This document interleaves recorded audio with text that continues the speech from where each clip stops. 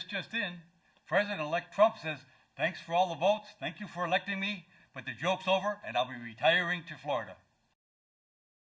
Thank you. This just in, the Government Bureau for Tasteful Entertainment has declared all reality shows to be banned from all networks. Thank you. This just in, it's December, it's the northern part of the United States, it's cold, get used to it. Dozens of celebrities have stated that if Trump won the presidential election, that's right, Art, dozens of celebrities have stated that they would move to Canada. In related news, the Canadian government has fast-tracked the legalization of pot for all citizens over the age of 18. The question remains whether it was the influx of Americans that brought the Canadians to this decision, or the defecting celebrities knew about the legal pot before the election. The truth remains somewhere in the abyss. In a related story, a man is still at large for the theft of $1.6 million from a pot of gold from a New York City armored truck. The man's name is David Vargas. He's short in stature, dressed in a green suit, and was heard to mutter as he was waddling off with the bucket, "They're always after me, Lucky Charms."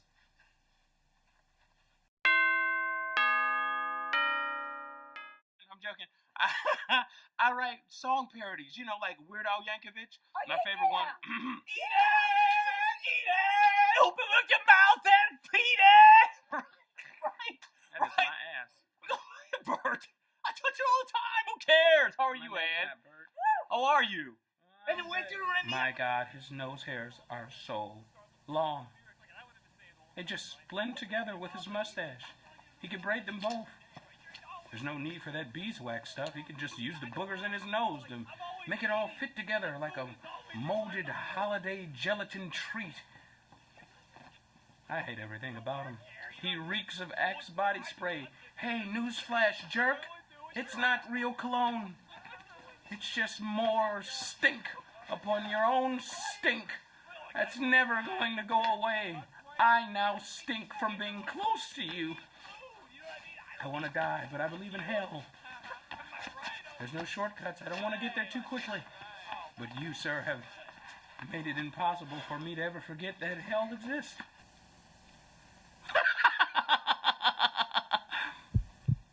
I hate my life. Oddly compelling. Oddly. That's the operative word. I'm sure John would have a pun for that, but he's not in this segment. So Well, what are we doing next here? Well, you understand, I did choose my words carefully. Okay, good. Now, our replacement weather girl is here. I hope you all like her like we do. Mm-hmm. And she's here to talk about some very odd, severe, unusual weather that is kind of coming across the country. In the weather today, hell froze over. Breaking news, the Lions just won the Super Bowl. It feels just heavenly outside. I should have worn my halo, but it's in for repairs, bad reception. Intern! Yeah, yes, miss. Check the weather! It's snowing, miss. It's snowing. Here's your Where's coffee. my coffee? There's snow in my coffee. Sorry, miss. Don't dock my pay. Wait, yo, baby. Hi, Mom. I'm on TV. Hi, Mom.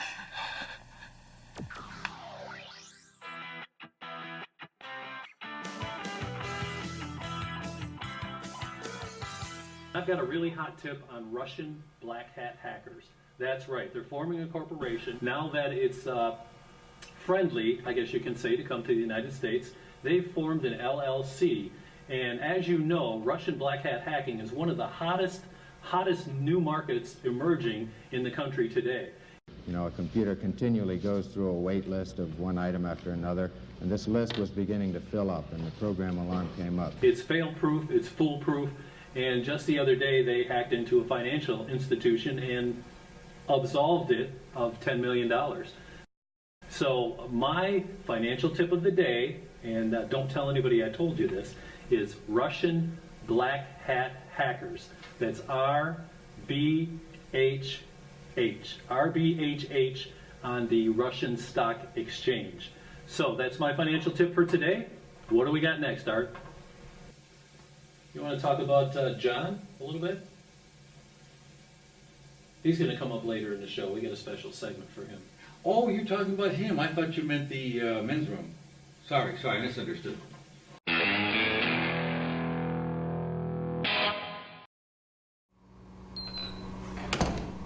Showtime.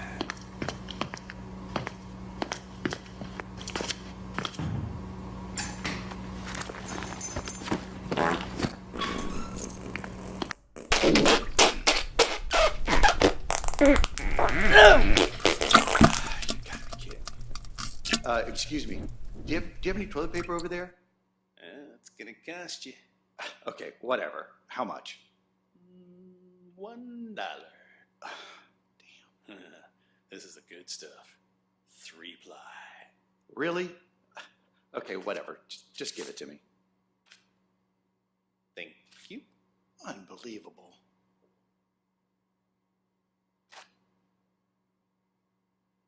What the hell? Dude, really? Yeah, there's more where that came from.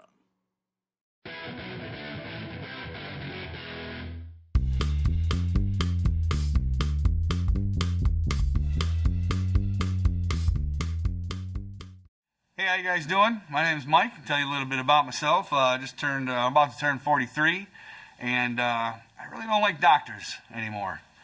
I went to the doctor a couple months ago and for my 40-year-old physical, and I get in there and they're all poking and prodding and doing their thing, and Doc finally comes in and he says, "All right, everything looks good." I'm like, "Woo, go me!" All right, he says, "There's just one more thing we got to do. You're really not going to like it. I need you to turn around, pull your pants down, and really hold on to the table." I said, "Doc, if I'm the only one that's not going to like this, I'm strangely aroused." So I did what I had to do, and I pulled down my pants and turned around and grabbed my table, and I hear the snap of the glove. I remembered a few years ago somebody telling me what's about to happen. Now I recalled. That's when he starts his excavation, right? He starts moving around and I start doing one of these things, right? And I'm like, I had no idea. I had a 6-year-old girl living inside of me. I can't even begin to replicate the sound I made that day. He's doing his thing, and I'm like, I said, "Will you stop moving around?" I said, "I will if you will." I said, "Look, Dr. Fat Knuckle, can you at least remove your class ring before you start this little excavation?" Finally, he gets done with his thing, and he says, "All right, you can pull up your pants and turn around." I said, "Okay, great." So I'm turning around, pulling up my pants, and as he's walking out, he's lighting up a cigarette. I didn't know what to make of that. So I don't really like doctors now. And scientists, I don't like them either. They're along the same lines. They're supposed to be so smart, smartest people in the world, right? Okay. They can't answer one simple question. How much water would there be in the ocean if we didn't have sponges? It's not hard. I'm a moron. This whole mad cow disease thing going on over in Europe, it started over in Europe. I know it didn't have to come to America. Scientists say, it's going to come to America. It's just a matter of time. Why? You go over to the shipyard. Any cow walking around going, "Moo! Moo! Freaking moo, man!" Kicking other cows, pushing them over. That's a mad cow. Don't let them on the ship. Just go up to them and say, "Hey, we're going to have to take the udders."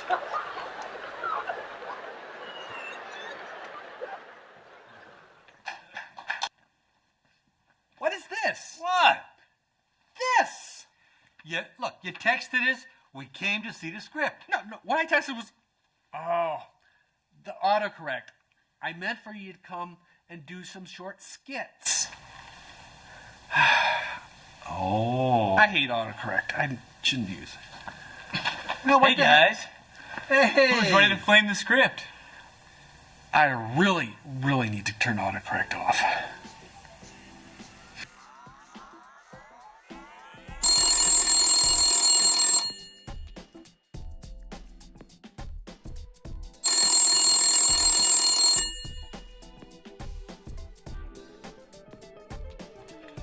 Thank you for calling Black Hat Russian Hackers. My name is Peggy. What is problem, please? This is the most famous man in the USA, and suddenly it looks like I'm being charged $100 million annual fee. Yes. Yes. Tell me it's a mistake. Yes. Did you say yes or ask yes? Yes. Listen, Peggy, with the proper person, we can take over the world, okay? Yes. Are you that person, Peggy? Yes. Listen, we did not agree to this fee for services rendered previous to my taking this job, okay? Yes. Peggy! Peggy! Peggy! Peggy!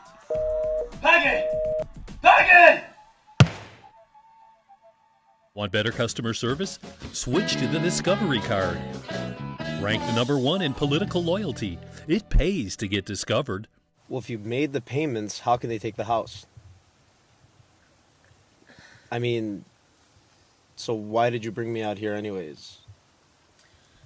I'd rather be at home watching football, doing other stuff on a Sunday than being at a cemetery. I wanted to talk to Grandma about it.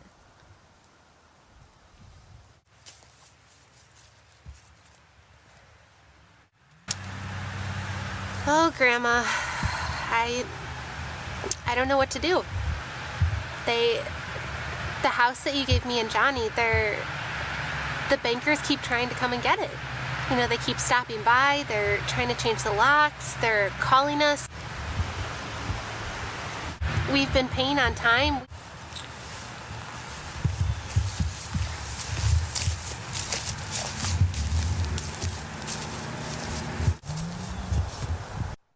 You're still afraid. Stop it now, I mean it. They're coming to get you, Angelica.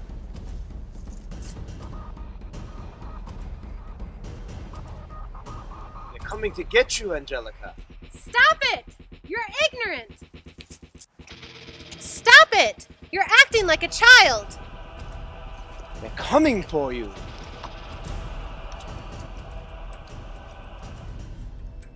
Stop it, they'll hear you! Here he comes. I'm getting out of here. Johnny!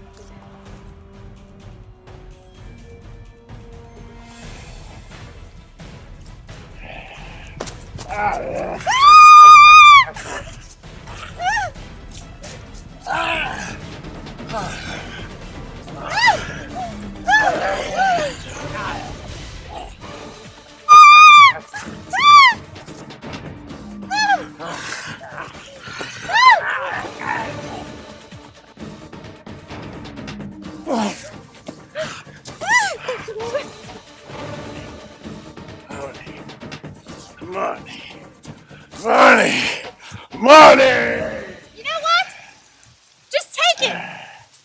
Take it out! Huh? Money.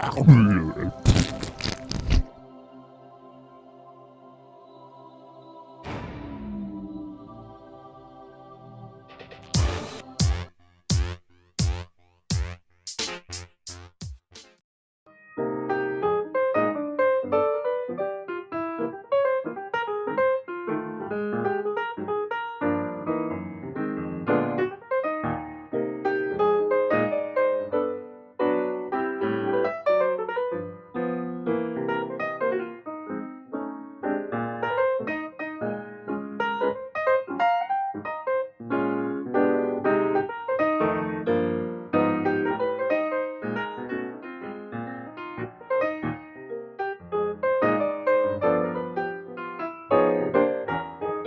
Money.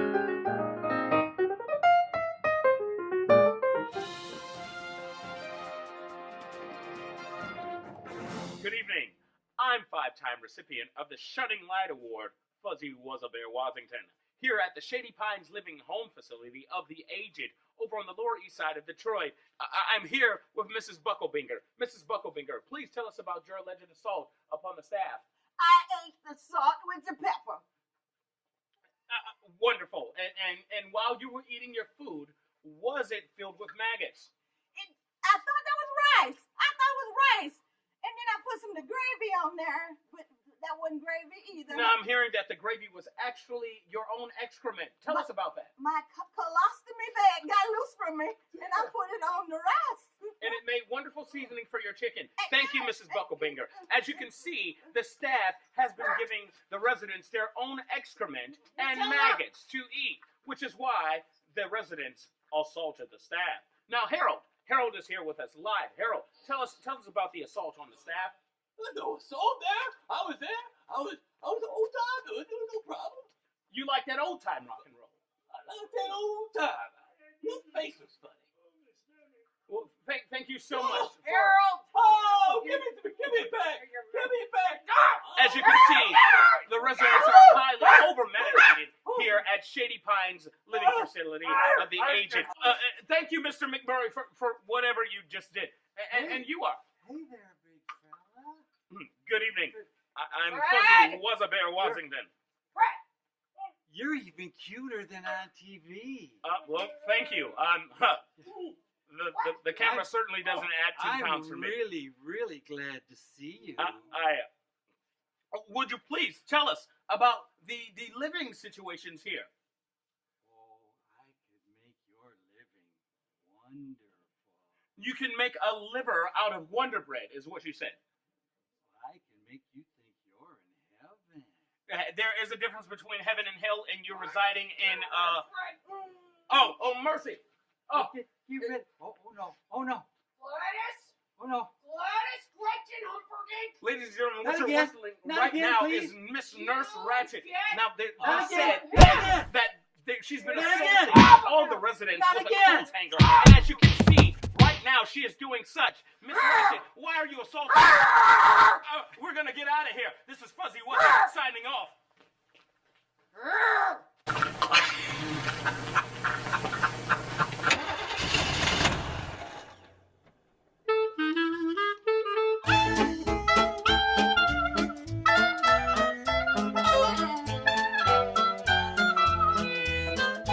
And today we're here with Jon Snow Burger.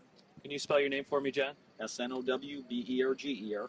Obviously, we're not going to use that part. I just want to get your name right. Thanks. Okay, and what do we have here? Tell us a little bit about this Indy car. Well, this was my dad's race car from 1952. He built it, raced in the Indianapolis 500 in 52 and 53, and raced all the other major races across the country, the championship car circuit at that time. In 1954, it set a record in the Pikes Peak Hill Climb. My dad campaigned the car from, like I say, 52 until 1958, and sold the car to a local guy that raced at Mount Clemens as a sprint car, and he drove it for a couple of years. Long story short, I bought the car back when he passed away in the late 80s, and I restored it back to the condition it was when it last raced. Okay, what's this car powered by? Well, originally it had a 270 Offenhauser engine, 4-cylinder, which is what all the Indianapolis cars ran. Now it has a Buick V8 in it, which my dad put in it in 1958 to run the Pikes Peak Hill Climb, and that's what it's powered with, the same engine.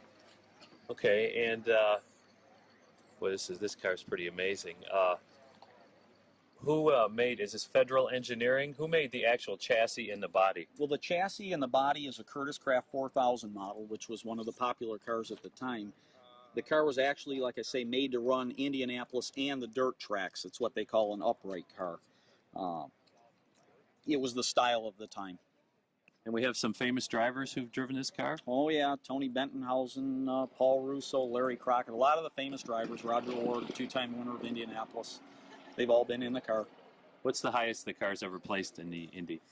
Well, at Indianapolis, it didn't have a real good record. They went out with trouble. It was running in the 5th position in 1953, and they had a real good shot of possibly winning or running on top.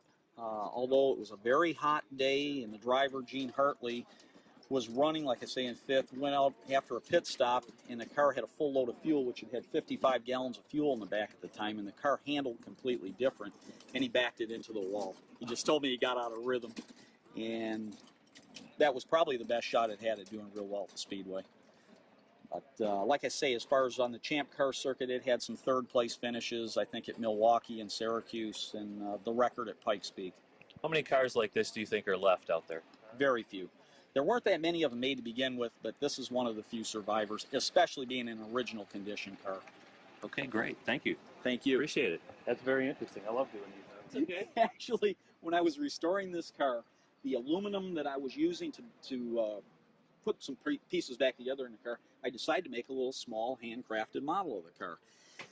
Long story short, one person saw it, another person saw it, and I found myself in a business full-time building model race cars. And these are a couple of them here. Like I say, they're all completely handmade. The one on top is a series of 35 that I'm doing with Mario Andretti right now, which he's autographing. It's a model of the STP car he drove in 1970. The lower is one of the Roadster models of A.J. Foyt's car, and it's been a fairy tale business. Ever since I got the big car and restored it, it's just been fantastic, and this has spawned me into this business. Now, are these special editions? Are there like so many made each year? Yes, like I say, the Mario Andretti car is one of 35, and I try and keep the numbers down, and every year I come out with a new series. I've had Parnelli Jones with the car he won with back in 1963. Al Unser, the 4-time winner, we did one of his cars last year, so it's unique. Okay, great. Thanks Thank again. You. Thanks a lot. I'm glad you mentioned that. In sports news, it was reported that NFL viewing was down by as much as 20% on networks such as Fox, NBC, and CBS. The ratings loss was attributed to the election, Colin Kaepernick, and Alec Baldwin's impression of Donald Trump, which has gathered millions of views during primetime football. And that's the news as we see it. And I'll say, bye, Art. I'll see you at the corner bar, because it's your turn to buy. I got one more news story in than you did. WRNG, we really no good. WRNG. Art says we're really no good, but I don't agree with him. WRNG, the last stop before we start serving fast food. WRNG, the last stop before we start serving hard liquor. It's quicker to have liquor than to be on the stock ticker with a guy named Micker. And I won't say anything bad because I had a really bad one. So, over and out for now. See you later.